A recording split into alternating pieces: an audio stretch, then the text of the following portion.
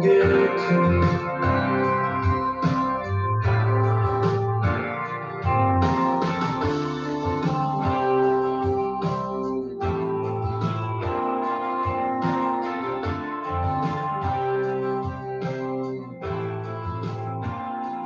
You don't get to kiss me and make it all better. You don't get to lay it all out in a letter. Blame it on something, break me like it's nothing, just to love me back together. You don't get to show up with your hair hanging down, move a little closer like you're moving right now. I don't have to understand, you don't get to give a damn after all you put me through. No, you don't get to.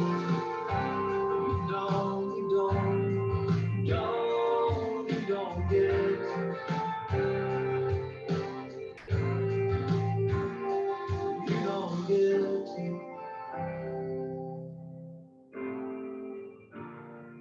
You don't get to.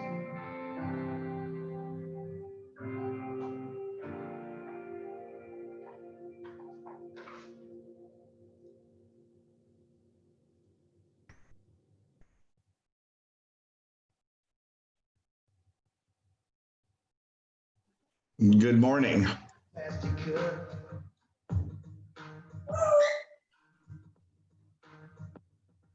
She raggedy eyes in my plastic cup. I say yes, man, fill her up. Tell me something good that I don't know.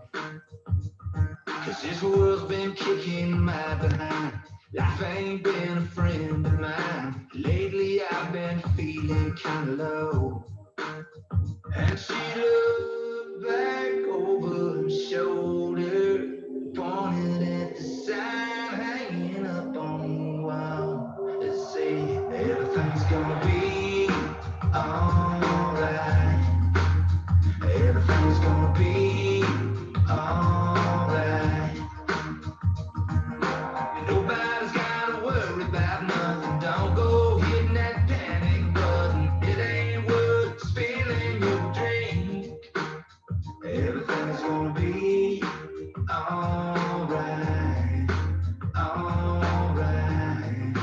Alright. So I nodded my head and said that's for sure. Dropped a few bucks in the mason jar. Got those pillows and neon vibes on me. That was on my back. He jumped off just like that, right into the deep blue sleep. And I looked back over her shoulder, thinking about the sun hanging up on the wall. Let's say everything's gonna be alright. Everything's gonna be alright. Nobody's gotta worry about nothing. Don't go hitting that panic button. It ain't near as bad as you think. Everything's gonna be alright. Alright. Alright.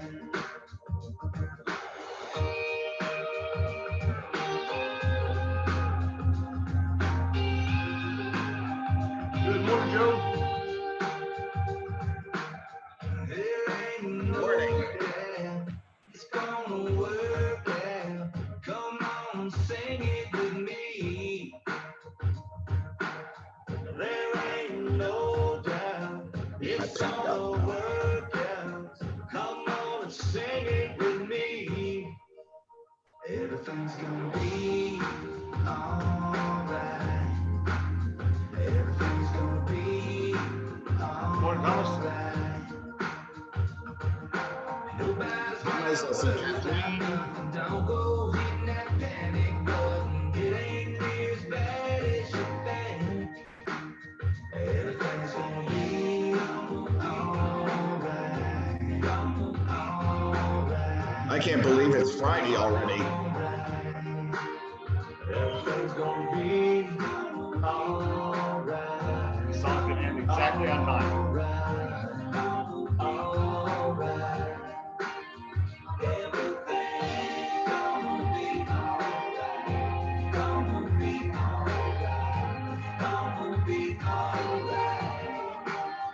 Everything's gonna be alright. It's gonna be alright. It's gonna be alright. Yes, it is. Yes. Good morning. Morning, You everyone. need to wipe your camera lens. You're kind of fuzzy. Oh, yeah, look at that. Zoom etiquette. It's a new word. There. There you go. Here we go. Hey, that's a word to the wise. Good morning, Kathleen. Yes, Zoom etiquette. Have a little rag nearby and clean your camera. There we go. Cool.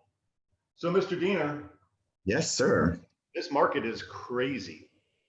I do see a tad bit of breathing room, like it's, but not much. Well, the hot sheet yesterday had 20 contracts on it. So I know. It's you do 20 a crazy. day and we work 20 days a month. That's 400. So that's tracking a lot of business. Yeah. But I want to talk about, and we're going to talk about contracts in a minute, but Yeah. I don't want to say it's aggression, but the opportunities, guys, right now. So Andy came to me and says, hey, Craig, I got $1 million buyer coming in. Do you know anybody who's thinking about selling? And I thought through my brain, my mom is working with somebody who's elderly, hasn't been here for a while. They own a home on my street. And I said, talk to my mom, see if she can get you into their house. Well, it turns out he's in the hospital with a hip problem. He can't walk upstairs. It's a 2-story house. They really don't need it anymore. They live in Minnesota. So Vicky got a 1-party listing agreement and the house is going to go on the market and Andy's going to show it. That's how this world works. We just have to get out there and talk to people. And my God, guys, just listed, just sold. If you do nothing right now, do that. I don't care if you knock on the door, if you phone them, if you mail them, do something.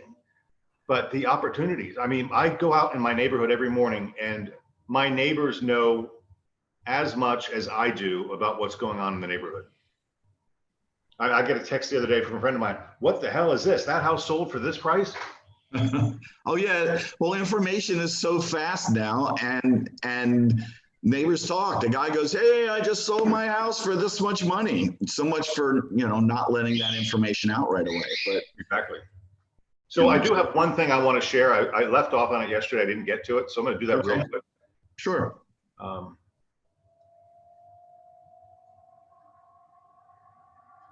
It's just fascinating to me. I've been doing a lot of work with Zillow lately, and I'm very impressed with them. So they do market updates.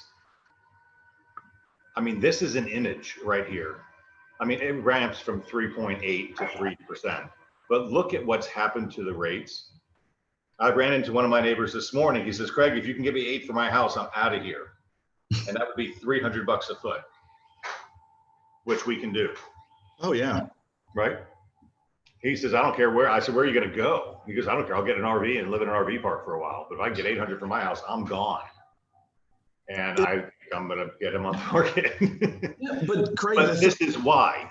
Look at this. 3%. We're actually lower than 3% now. Oh, I just closed one yesterday, 2.25. Holy The buyers cow. had. VA. I hope they keep that house forever.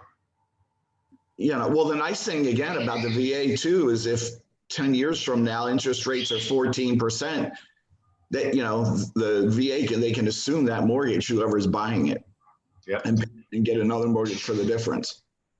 Look at this one. Newly pending sales are up 25.5% compared to the same week last year. Guys, there's a pandemic going on. There's supply chain disruption all throughout the marketplace. There are tons of people really, really hurting. And new pending sales are up 25.5% from the same week last year. Total for sale inventory continues a long run of tightening, down 29% compared to 2019. This is unparalleled. Total inventory is down 3% since last month and has fallen week over week for the last 14 weeks. So remember, when a seller puts their house on the market and buys another one, they're not adding inventory. They're just trading. And there's now 1,000 people a day moving to Tampa Bay.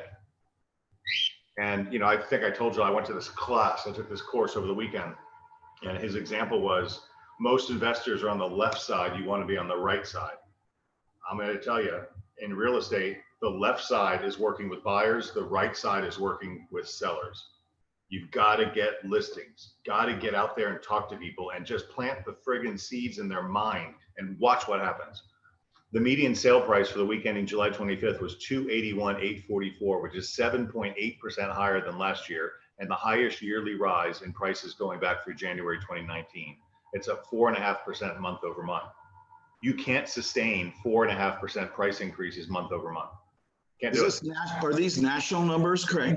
These are national numbers. Okay, because I was going to say, when we pulled the reports, Hillsborough was 14% up from last year. And I had a listing appointment the other day. I did 33616, which is South Tampa near McDill. And the inventory is 0.8 months. Wow. Well, here's the inventory right here, from 1.2 million to 1 million units, down 29% on the graph from Zillow. Yeah. Even if the house is bad, it's selling at the right price, right? Because people. It's affordable. Lumber prices, this is a real serious problem for our industry. Lumber prices have retreated slightly in recent weeks, but are still up 50% for the year. So Joe, if lumber prices are up, what does that mean? Well, then cost to build a house is going to go up. 50%. Now just think about all the damage we've had in the last month and hurricanes on the Panhandle, and that's going to have an effect on lumber.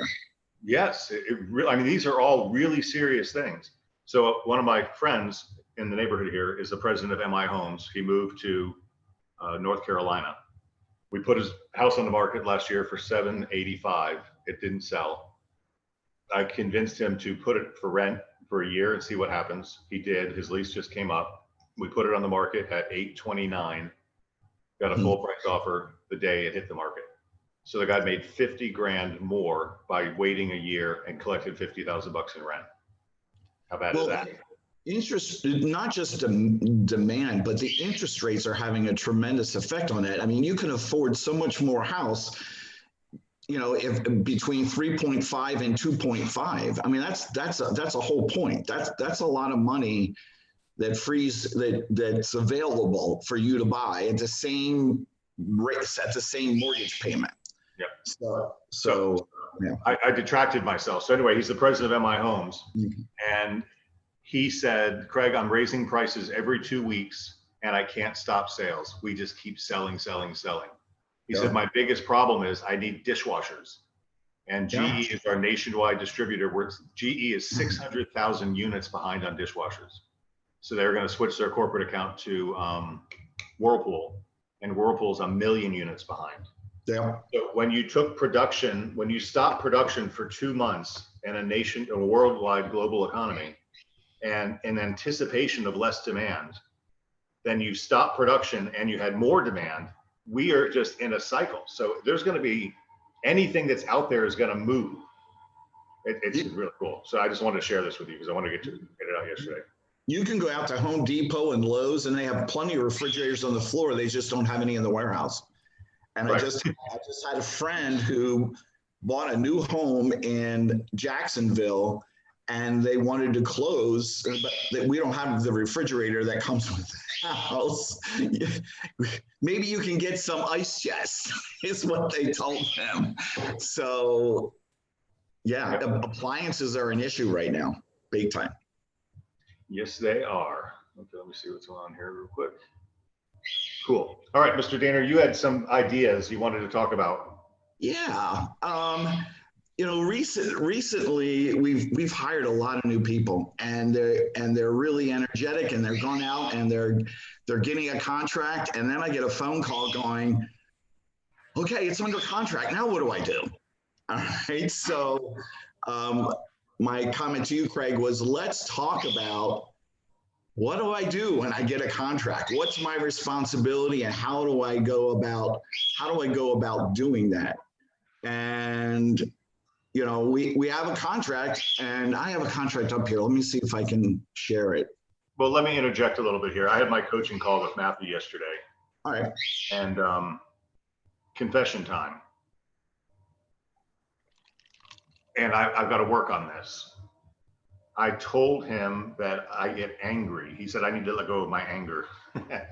I said, I get angry when agents don't do what I tell them to do. Mm-hmm. And he gave me a paradigm shift. And he says, Craig, you have to remember your top agents, not your new agents. Your top agents are an expression of your fundamentals. It's okay that they find their own version. So that really empowered me right there, because we have very specific things that we teach to do, and they work. And I need to understand that our top agents are individuals and can modify what we do to work for them. But still, their being exposed to our fundamentals is what made them create their system. So we really are all connected because of the fundamentals. So whether you're new or whether you're experienced, I'm not grinding. You understand why we teach. So I think one of the things we're talking about today is a critical day timeline. I'm beating a drum. You don't have to do it, but fundamentally, you know you should. And so if you do some of it rather than all of it, it's better than none of it, which most of your competitors aren't doing. So anyway, there's my enlightened self for the morning. Well, you know, I've been in sales since 1979. So over the, I mean, that's a long time. Okay. So what you do is you learn certain things that work and keep you focused and keep you on track. It doesn't matter what you're selling. All right. I mean, you have to adjust and make certain things a priority and have them consistently. You do them consistently in the same order, because when you do them consistently in the same order, they become a habit and you don't forget it. So years ago, I was in a forms company, and there was a certain way you had to design the form. There was a certain way you had to write the specifications to send to the plant. There was a certain way you had to write the contract. So that, but you had to do it in the same way all the time. And I brought that over to me to real estate because it worked for me over here. All right. So, you know, the one thing I learned is in a contract, don't leave any blanks. All right. It's really easy. And it's really easy because they put little stars by the numbers. You're supposed to have something in, right? I mean, if you look down the left side of the page, if there's a spot you're supposed to fill something in, there's an asterisk there for you to remember that. But you do that. But the thing is, we get it all done. You know, we do a great job teaching them how to write the contract and whatever. And now it's like, now I have the contract. And all of a sudden the buyer's going, all right, now what do I do? What do we need to do? All right. And so. Well, this is interesting because I had a call with Paramount Title today or this week. Mm-hmm. And I'm going to call it what it is. Our agents do a shitty job of filling out the deal sheet. Mm-hmm. And the deal sheet is something that we use internally to communicate all the things that need to be done. And it's just not happening. So they turn the contract in or submit it for review. Angelique or somebody looks at it and the deal sheet's not filled out. And for good or bad, we own a title company and we like to track our business. So we send every contract to the title company. And then the title company measures whether we're getting the business or not getting a business, because it's a business.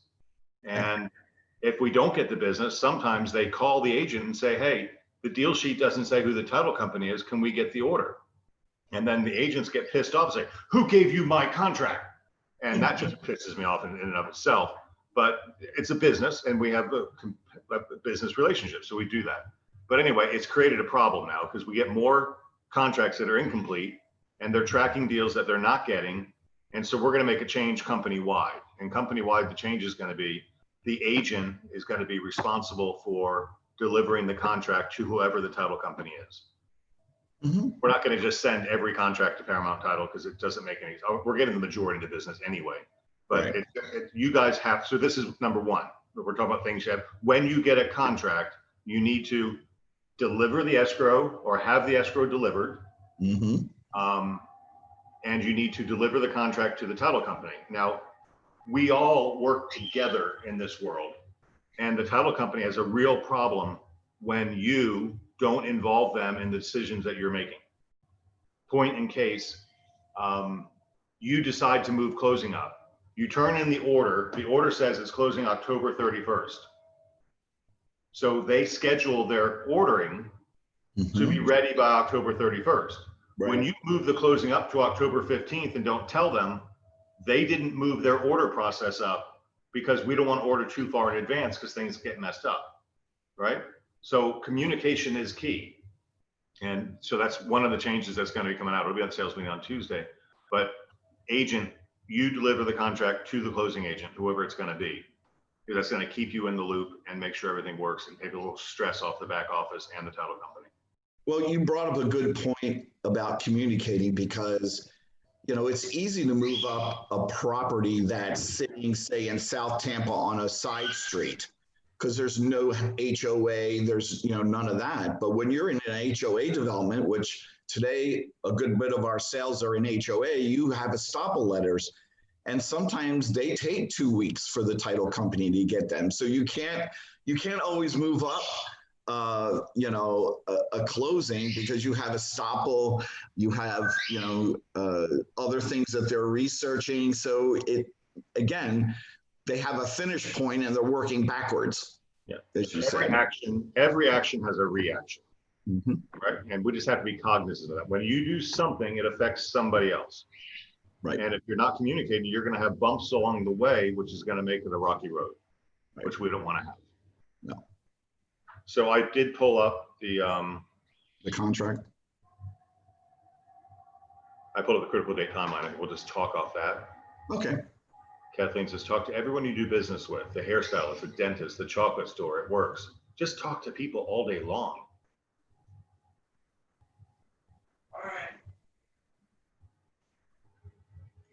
All right. So There we go. you know me, fundamentally, I don't like the as-is contract.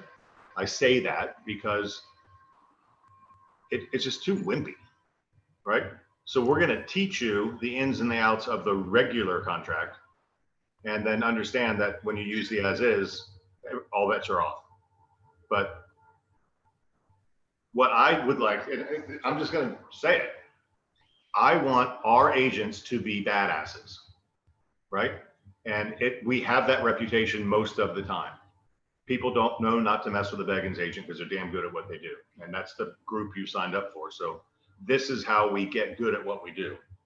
And it's really simple. There's only 7 things that are critically important in the contract, right? Mm-hmm. Critically. See, it's called a critical date timeline.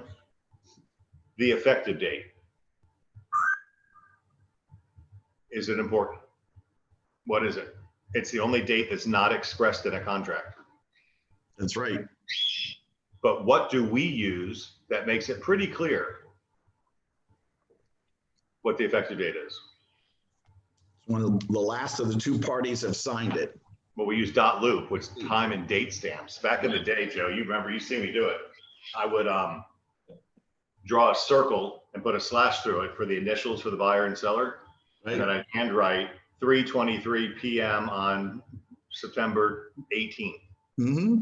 And that's what we had to teach everybody to do, is time and date stamp all the initial changes to your contract, because the date upon which the last party signs and/or initials is the effective date. And it was like pulling teeth to get anybody to do that properly.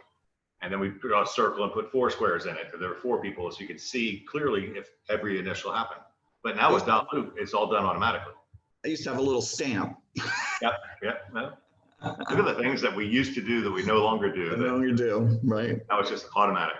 So the effective date is critical, and that's when every date starts, unless you mess it up with home sale contingency or a backup or something like that. Then you have some modifications to that effective date. Mm-hmm. Then you've got the deposit due. This is so damn important. The contract says, for breach of contract results in forfeiture of deposits paid and agreed to be paid.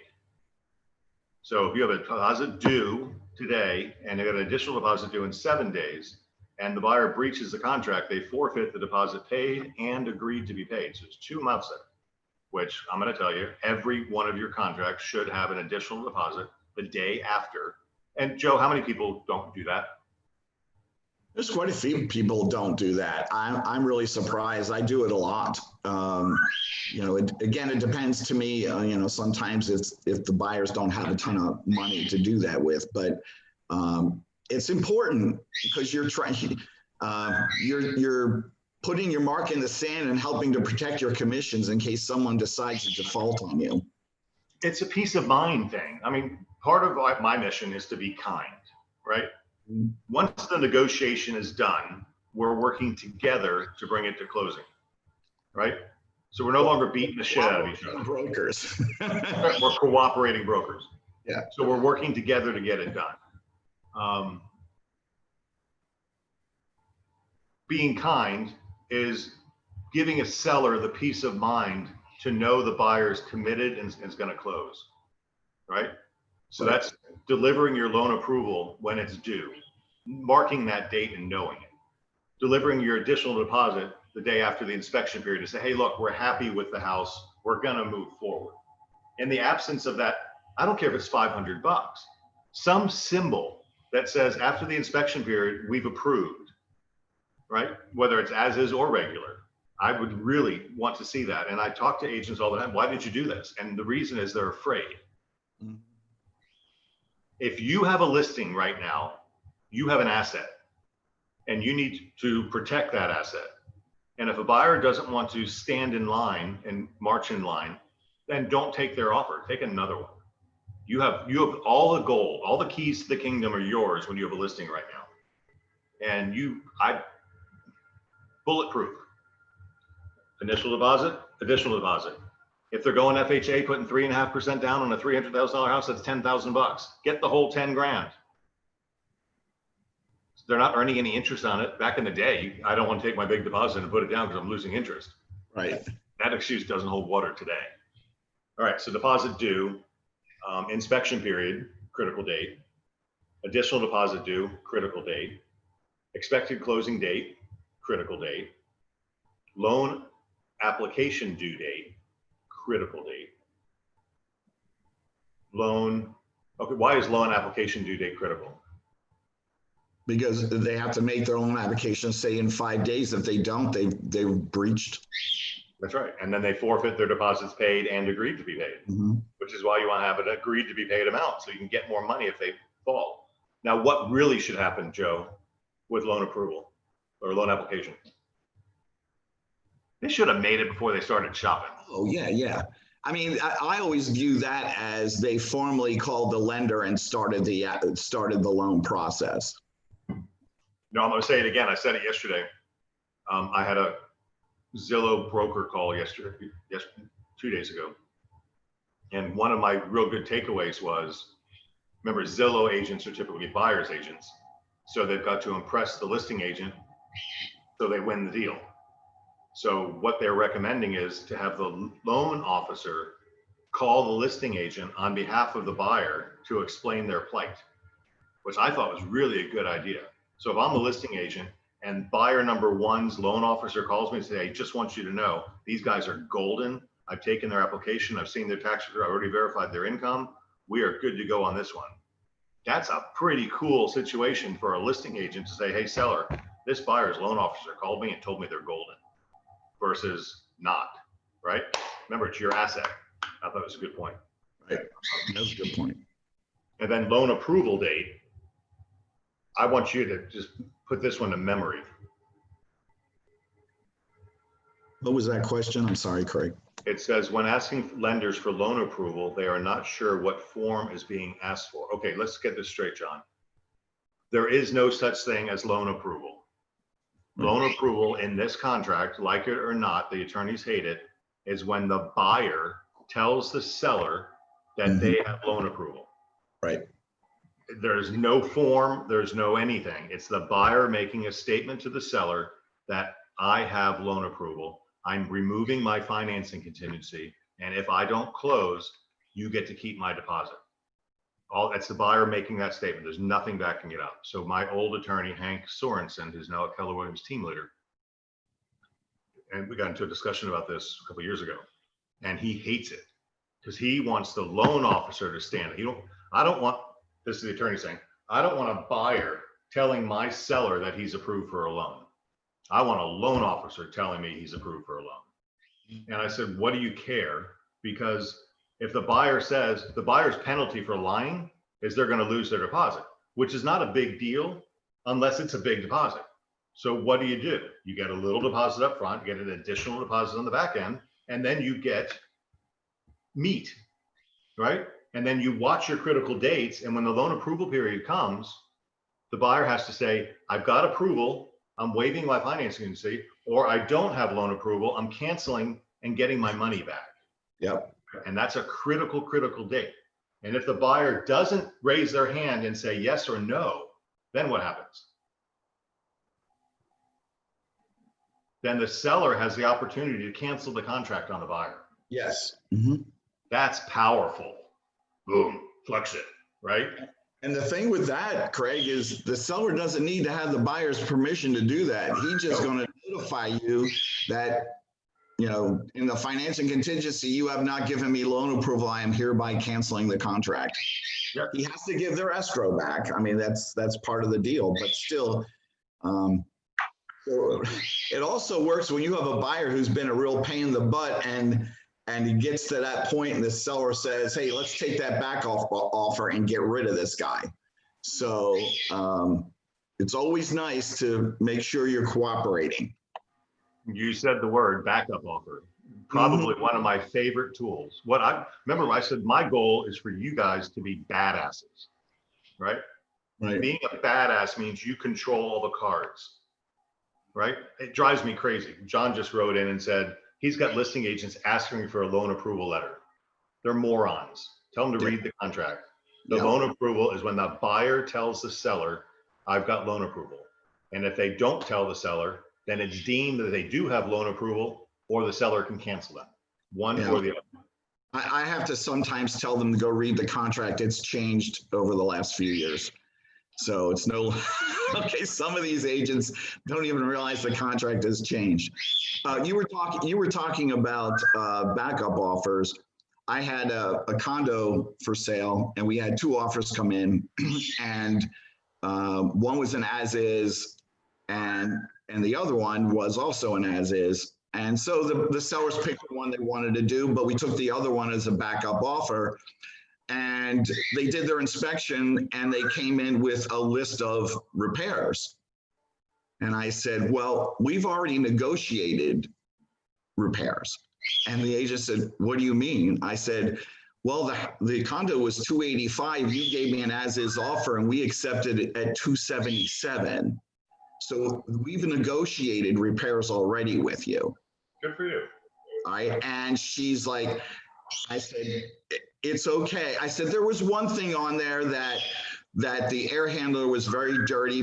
We had done some ceiling work and it had a lot of dust. And I said, I'll talk to the seller about cleaning that because it's not that much money. And there was no way you could see that walking through. I'm going to be reasonable, okay, in the thing, but you got something about here on grout. Well, we already discussed that. We're not fixing it. You gave me an offer. All right. So, and I said, so do you go talk to your sellers? If not, we'll cancel and we'll go to the backup.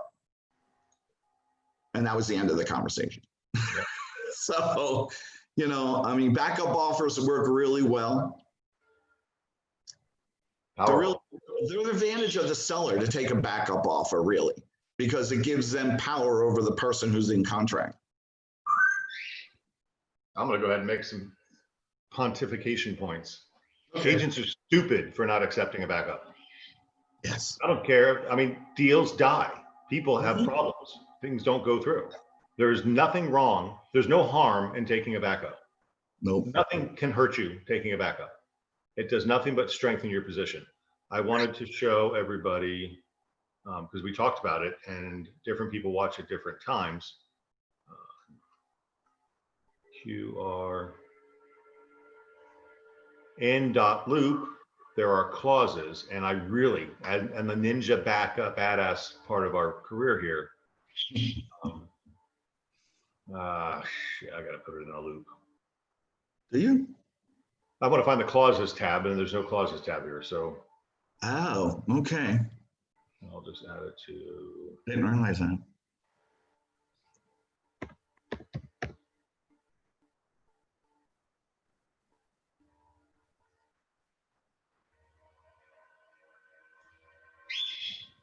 all right. I love this clause and I want you to be confident using it. There it is.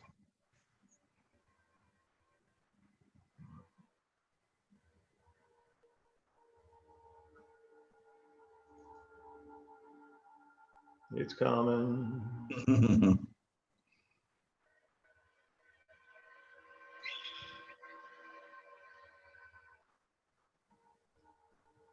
Let me that.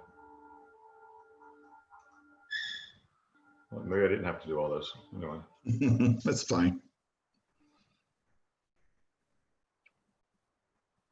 come on. Joe, you remember when the contract was 2 pages with a carbon form? Yeah, and you did it on typewriter? Okay, so you see this little button here, it says add clause. You can pick a clause, and the clause that I like is this one. Not that you're going to beat up the kindergartner, but you're going to flex your muscle, right? Buyer acknowledges that buyer's home inspection and the inspection period is for buyer's informational purposes only. Any request for repairs, compensation, or price adjustment shall be considered a reopening of negotiations, and seller reserves the right to cancel this contract. Bam. Okay, so big debate on this point. I had 2 attorneys, Jim Holloway telling me, I believe that this creates a reopening negotiation, the seller has a right to cancel the contract. Mhm. But Jim believing that does not make it true, right? Who makes it true? A court ruling that it's true, and nobody's going to spend the money to take this to Supreme Court to get a modification to the law. Right. And I talked to another attorney in South Tampa. What was her name? Nice girl. Yeah, I can't remember her name, but she really nice. Yep. She said, I don't believe that's true. Okay, so there's 2 opinions, right? That's why they have judges. That's right. So when we, and she agreed with me, when we put this clause into the contract, we are making it a part of the contract and we are giving the seller the right to cancel because of it. So when you as a listing agent receive a contract, you counter putting this clause in, because to Joe's point, you gave me an offer as is. We've already negotiated the repairs. Had I known you wanted repairs, I would not have accepted your price as is. That's just common sense to me. Well, Right? Other agents don't get it. The contract, there is no provision for repairs. It says you're looking at this and your decision is yes or no. Right. Yes, I want it, or no, I don't want it. That's the only thing in that contract that goes. It doesn't say yes, maybe. Okay, if you do these things. You know, we all fight with 4-point things and stuff in older homes, and you got to work through those. But Christine Martinez was her name. yes, I saw that. Oh, Kathleen, just yes, that's a lawyer's dream clause. Mhm. Right? This is not to say that you, just because you have muscles, you don't have to beat people up. No. But just know your strength. Right? Now, this drives me crazy too, Joe. If it's my listing and problems come up, it's kind of my fault, because I should have identified those problems. I don't get how agents think when they don't do this stuff. I don't take listings, but I get listings and I give them to other people. And every time I do that, the seller is told, you're going to get a home inspection. We're going to disclose all the defects or you're going to fix them. Because I want to give you, you never get a second chance to make a first impression, blah, blah, blah, all the shit I say. And every single time they say, okay. Right now, I get it that maybe they don't have $300 for a home inspector or all that, but hell, Brandon will do it up front for payment at the end, because he believes in the process. Right. So if they come back after inspections and find a major problem, you should have found it. I've told you about my neighbor, the stucco crack that they didn't get investigated before. They did afterwards, because I made it a point, and it's a $33,000 repair. So I'm gonna have scaffolding all over the side of my house as they fix my neighbor's problem, but $33,000. The buyer is going to say, if that problem is that big, what else has been neglected on this house? Yes. Right? It's very easy to put on the seller's disclosure, had some stucco problems, replace the stucco, done. But it's not just replacing the stucco, then you got to paint, you got to seal, and you got to prime, and all that other crap you got to do. Craig, you know, sellers are looking for us. We're the experts. They're looking for us to walk the path with them, but we also have to tell them which path they need to take. Yes. I had a buyer buying a house in Seminole Heights a couple years ago, and the sellers had bought it just a couple years ahead of time before that. And we went in and did our inspection. Well, the electric panel was recalled, and there were a couple other pretty significant issues. And so we put in the repair addendum and said, here you go. We want the electric panel has to be replaced. Now, normally that's about $1,200 to replace an electric panel. It ended up costing them $4,000 because they also had to change service to the house, and there were a couple other things that had to be done. Well, you're a seller and you've already negotiated your price and you know what your net is. Now your net is $4,000 less. They could have canceled the contract, but then they would have had to fix it anyway and disclose it because it's a material fact. Right. And the sellers fixed it. That wasn't the issue. The buyer was thankful that we had an inspection and it caught a major problem. But that house should have been, because it was a 40-year-old house, should have been pre-inspected before it went on the market. That's my point. Yeah, and that's what I'm saying. You don't want that egg on your face being an agent going, oh, I'm sorry, Bob, we probably should have had it pre-inspected. We would have caught that, all right? And even if you only do a 4-point as a pre-inspection, you're covering the major components, at least that's something. But it doesn't hurt. I mean, anytime I have a house that's had only one person in it, you know, the original owner, or it's over a certain age, definitely pre-inspected. I just think it's a standard of practice that should be happening all the time. Absolutely. Right? Because back to my being kind, I have an idea. So I was on a Zoom class this weekend, I told you, and to keep people engaged, they mailed us a package ahead of time. And Awesome. I've got an idea, love it. You know, it's just kind of cool to keep it playing back and forth because there were 88 people online. Where was I going with that? I don't know. So we like this paragraph. This is very helpful in the negotiation. It really is. Okay, so here's one point. You can do anything you want as long as you disclose it. Correct. Right?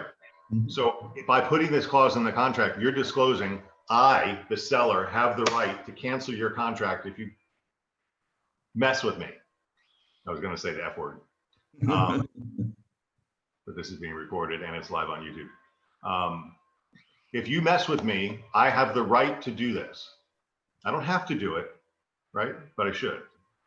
And then, but in our ninja-ness, if we had the house inspected up front, then we should know. And then we don't have to fix it, we have to disclose it. These little tiny things like that make everything work a little bit better. Well, here's the thing, Craig. If somebody balks at this, then you can say, well, resubmit on a general FAR/BAR contract with repair limits. All right, it's okay to do that. And if you haven't, because I find a lot of times the agent just picks the contract, never really explains the contract to the buyer of what they're getting into. And as is contract, I mean, they never read paragraph 12 where it says the buyer's responsible to close all permits. Right. Okay, so the two contracts aren't the same. They're very different. So, you know, that's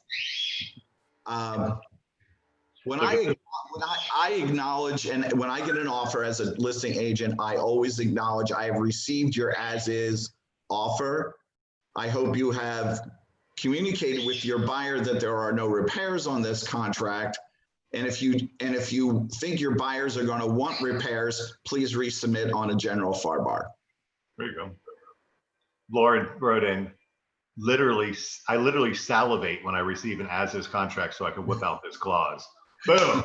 That's what I want. Ninja badasses. Cool. Very cool. That's what we're making, Craig. Yes, we are. Yes. You guys are badasses. But we also have a way to communicate with you that nobody else does. I mean, really, we've got a lot of cool things going on right now. All right, so this is it. I mean, this is all we really have to manage are these 7 things right here. And this one you don't even manage. It is what it is. You just communicate it to the party. So there's no confusion along the way. But once we have our deposit, our additional deposit, our inspection period ends. Now we're pretty much, if we have an additional deposit due the day after the inspection period, now we're good to go. All we're waiting on is loan approval. And when the loan approval date comes and goes, if the buyer doesn't raise their hand and cancel, what do? They waive it.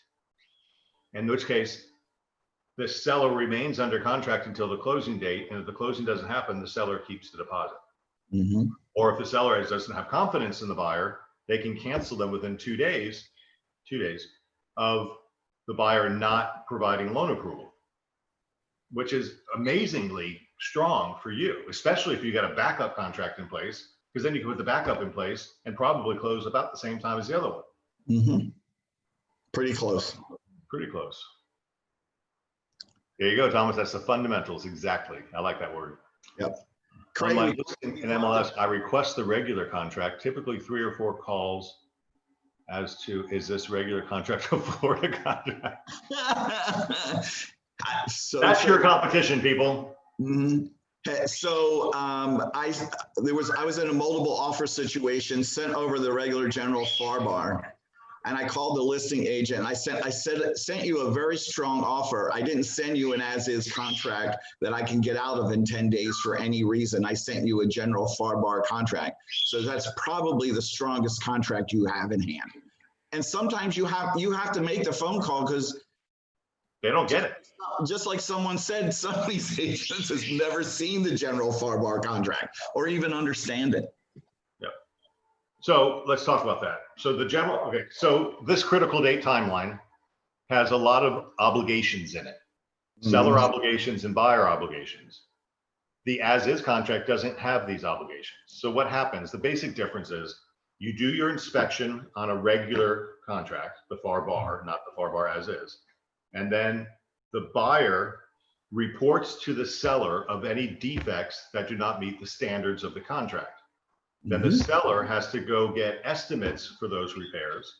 And then if those estimates exceed the repair limits that were written into the regular contract, then the seller is obligated to fix them, or some of them, and the buyer can choose to proceed or not, or pay the difference. So it really gives a lot of power to both parties to keep a deal together. Right. Then the assaging that goes on, is that a word, assaging? The assaging is, what repair limit do you put in, right? The contract defaults at 1%, which is an awful lot of money on $1 million house. It's actually 1.5. 1.5%. Yeah. So it's a $300,000 house. That's $4,500. Yeah. Repair limits for wood destroying organisms and for permits. So $4,500, $9,000, $13,500 that the seller is obligated to pay if there's a problem. Now, there shouldn't be a problem because the seller should have that shit inspected before he can put it on the market, but most people don't. So that's why the contract's there. So you can pick. But what I like about the regular contract is you can put a $500 repair limit in, right? $500 for all 3 categories. If it comes in at $750, the buyer can cancel, the seller can cancel, or the buyer can pay the difference. So if the seller's got a backup contract for more money, and the buyer does an inspection and finds out it's a $750 repair with only a $500 limit, and the buyer's going to lose the house, the buyer says, no, seller, I'll pay the difference. I'll keep my position. It gives the buyer power. It also gives the seller power. Buyer says, I'm going to cancel. Seller says, no, I'll pay the difference. You're going to buy. And I've got your deposit and your additional deposit behind it. So this is the challenge, Joe. Most of the time, things go well. Right? And that's been one of my themes lately, is you don't have to be good at this business until you do. Right? Because most of this shit's easy. But when there's a problem, there's a problem. And like I've been telling you about this one, my daughter's contract, nothing to do with her, not her fault. The friggin' loan approval date fell on a Saturday. It fell on a Saturday. It extended to the next business day at 5 p.m. We missed the 5 p.m. deadline. And the buyer's pissed, the seller's pissed. It's a mess. I've got attorneys written back and forth and all this crap. We're going to end up in mediation on this. And I think we're going to win because I'm going to play the kindness card because the seller's being a jerk. But you don't have to be good. And we didn't do anything wrong. Well, we kind of did, but we didn't. Right?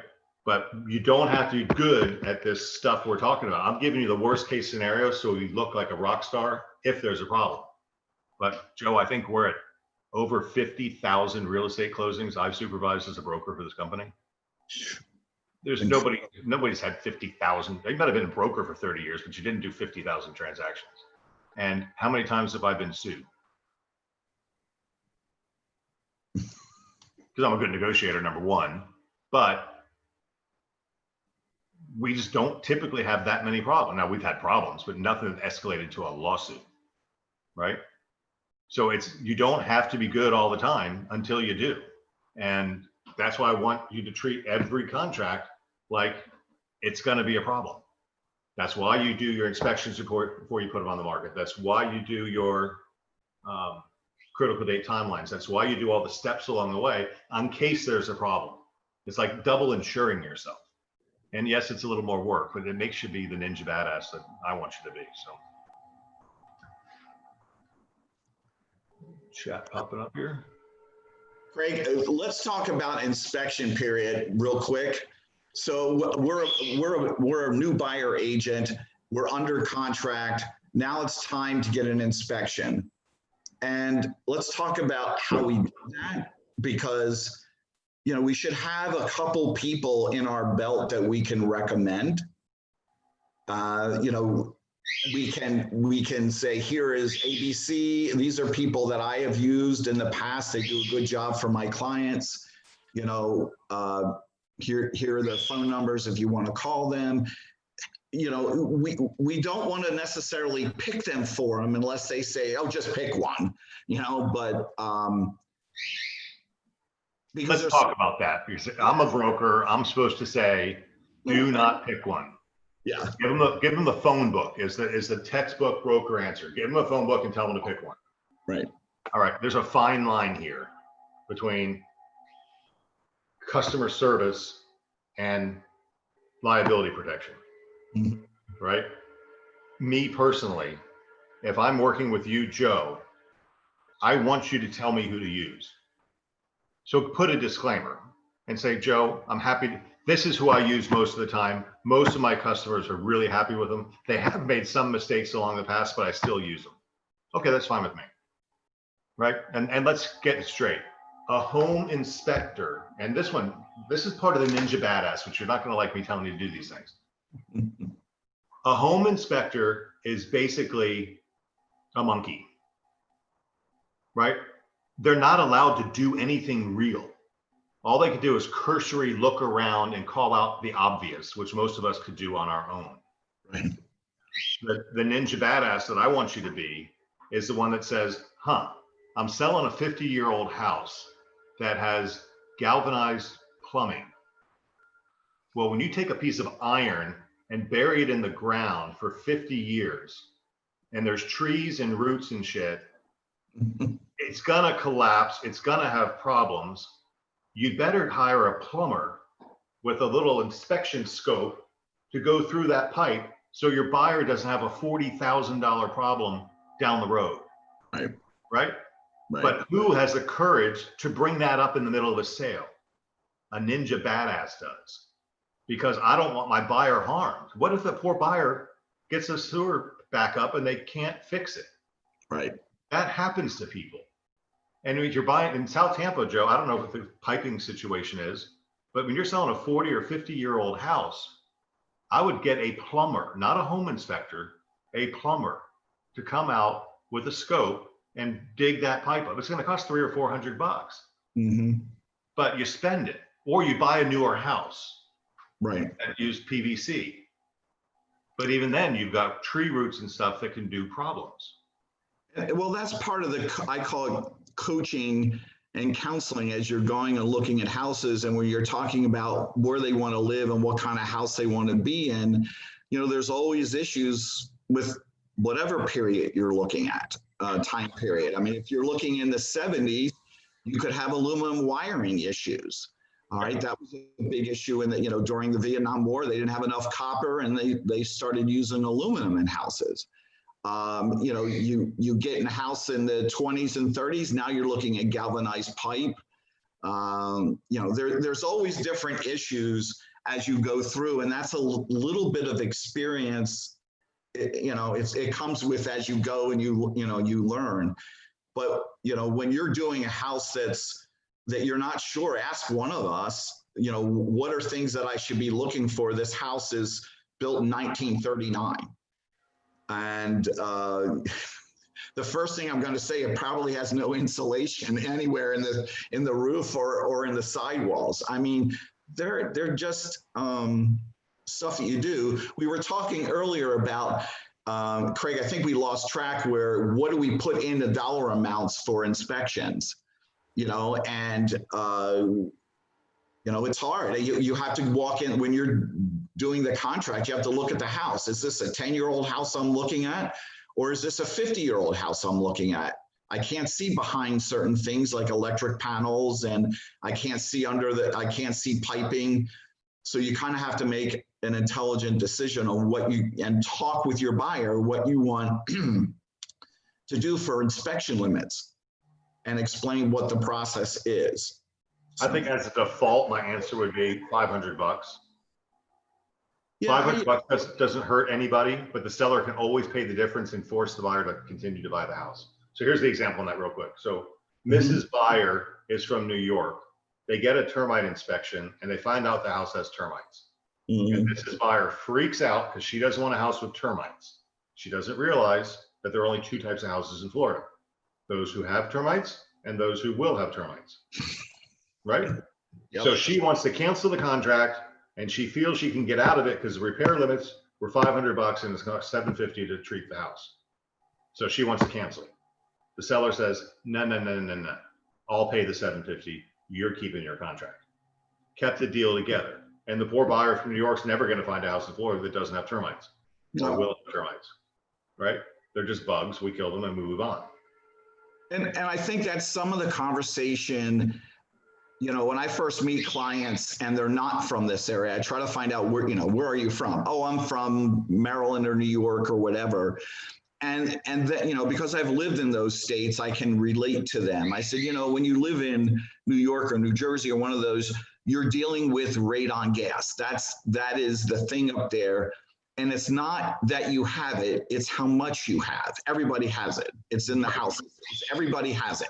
So, and that's when I used to write contracts in Maryland, I would write the addendum for radon gas. It was a specific addendum. If it was over 4 gilli, there was some component.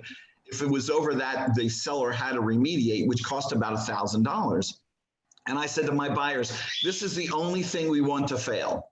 We want it to come over 4, and then it's remediated. If it comes in at 2.8, it's okay. And then you're going to have to remediate it because you don't want it at 2.8. So we really want this test to fail. And I said, that sounds silly, but that's going to protect you.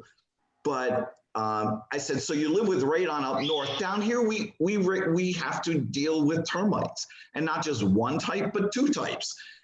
They're here, and we deal with them. And it's just something that we have to deal with. You're not going to find a house most of the time without something.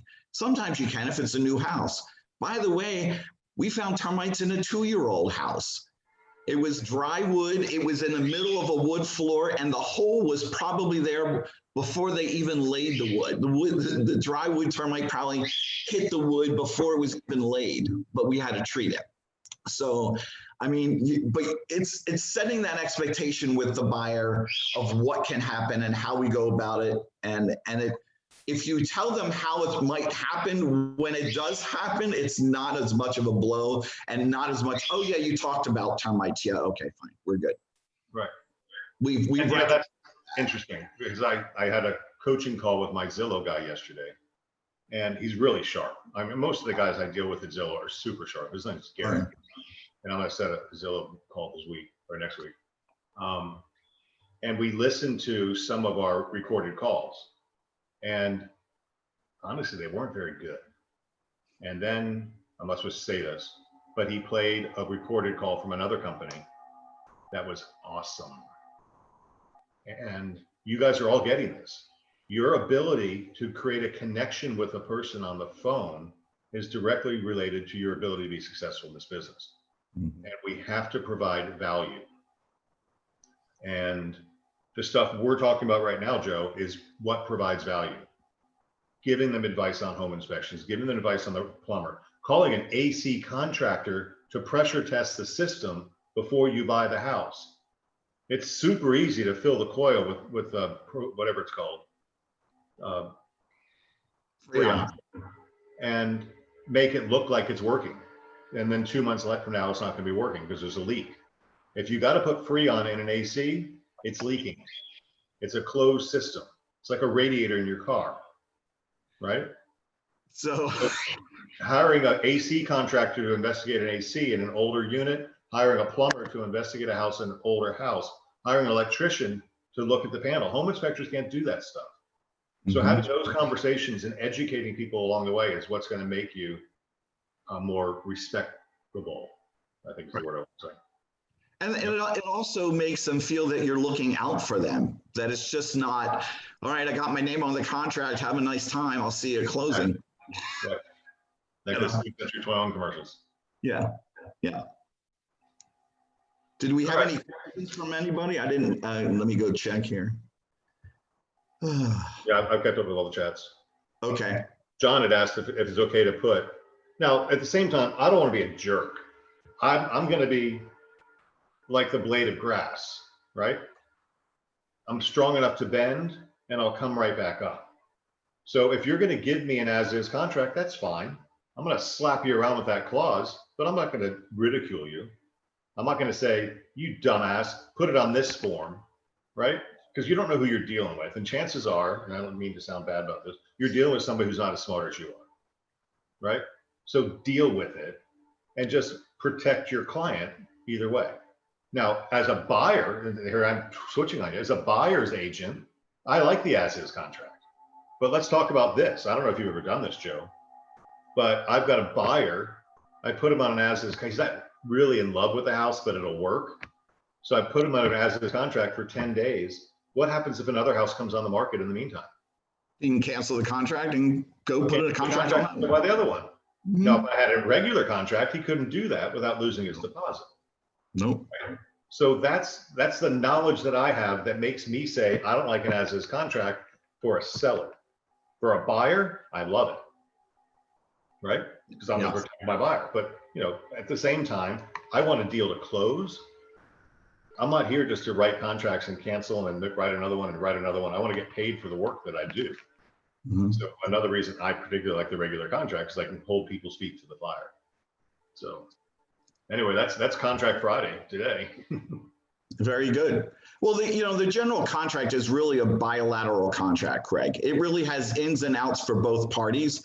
But the as-is is really all powerful for the buyer the first 10 days. And it really, and if I get somebody who wants who submits an as-is contract, I always move inspections to 7 days. Figure it out. I agree. Yeah. Another good addendum is the home inspection. My first home buyer is under contract on a new construction in Tampa, and to save money, she wanted to skip the inspection service since it was new. I strongly advised against that and promptly sent the addendum where the client has to acknowledge that they are waiving their rights and holding the brokerage harmless. Good for you. Right.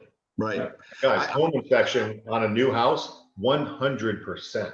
Yeah. Have you seen the people who build new houses? All right, I'm not being mean. They're not the brightest bulb in the box. I guarantee you there'll be reverse polarity in the outlets. I guarantee you there'll be soffit missing or something like that. I mean, most of the stuff you could figure out yourself. Craig, you don't have responsibility. I had a new house And when the inspector went up on the roof, someone had gotten up on the roof and stomped down all the vents that led out of the house, like for the stove, for the bathrooms, you know, they vent out through the house. Well, they had gone up there and they were the flat ones. They went and someone stomped them all shut. No, we wouldn't have known that. I mean, I'm not getting up on a roof. You would have wondered why the house smells funny. Well, or why you're got the fan on in the bathroom, but it won't take the steam out. So, there's all those little things. And my comment to buyers are, wouldn't it be more reassuring once the inspector leaves and he has nothing, that you're buying an awesome house? Or we have a list now that the builder will fix prior to you moving in, and you're not going to have to deal with. You find it, you've moved in, now you got to be home for them to come send somebody to fix it, and you're dealing with their warranty company. I always say you have the power as long as you have the check in your hand. Once that check leaves your hand and the builder has it, you've lost some power.